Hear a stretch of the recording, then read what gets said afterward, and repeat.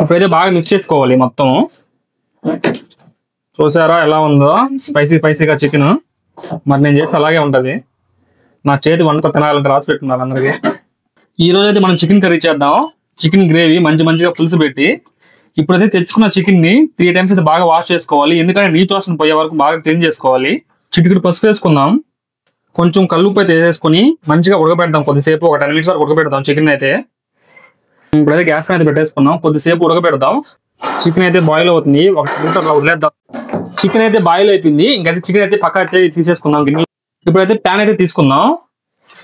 కొంచెం ఆయిల్ అయితే తీసుకుందాం. ప్యాన్ లోకి సరిపడా నూనె అయితే తీసుకోవాలి. చికెన్ సరిపోయేంత ఆయిల్ అయితే తీసేసుకున్నాను.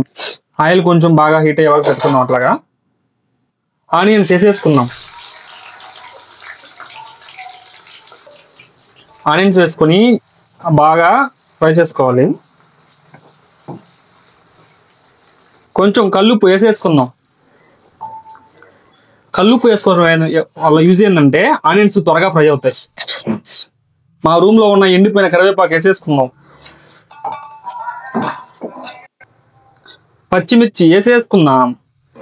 పచ్చిమిర్చి వేసుకొని కొంచెం బాగా కలపెట్టుకుందాం. ఆనియన్స్ అయితే చూడండి బాగా అయితే ఫ్రై అయిపోయాయి. ఇప్పుడైతే కొంచెం టమోటాస్ వేసేసుకుందాం. టమోటా వేసేసుకుందాం. బాగా మిక్స్ చేసేసుకుందాం. మిక్సింగ్. ఇప్పుడైతే బాగా కలుపుకుందాం. ఇప్పుడు టమోటాస్ ఆనియన్స్ అయితే బాగా అయితే ఫ్రై అయిపోయాయి. రోట్లో దంచుకున్న అల్లం వెల్లుల్లి పేస్ట్ అయితే వేసేసుకుందాం. వేసుకొని బాగా మిక్స్ చేసుకోవాలి. అల్లం వెల్లుల్లి వేసినప్పుడు వచ్చే స్మెల్ ఉంటుంది ఫ్రెండ్స్. అసలు అది మనం బాయిల్ చేసుకున్న చికెన్ అయితే ఇప్పుడైతే వేసేసుకోవాలి. వాటర్తో కూడా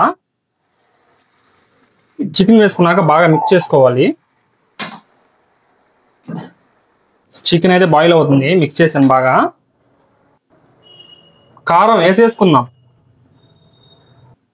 చికెన్ మసాలా వేసేసుకుందాం. గరం మసాలా వేసేసుకుందాం. ఇప్పుడైతే బాగా మిక్స్ చేసుకోవాలి మొత్తం. చూసారా ఎలా ఉందో స్పైసీగా చికెన్. మరి నేను చేస్తే అలాగే ఉంటది. నా చేతి వంట తినాలంటే రాసి పెట్టున్నారు అందరికి. ధనియాల పొడి వేసేసుకుందాం. వేసుకొని బాగా మిక్స్ చేసుకుని ప్లేట్ అయితే పెట్టేయాలి. చూసారా ఎలా ఉందో స్పైసీగా చికెన్. ఇంకైతే జ్యూసీగా తినడమే దీన్ని ప్లేట్లో వేసుకొని. ఇంకా కొత్తిమీర లైట్ గా వేసుకొని బాగా మిక్స్ చేసుకోవాలి. అందుకే టేస్ట్ బాగుంటది. స్మెల్ కూడా బాగా వస్తుంది.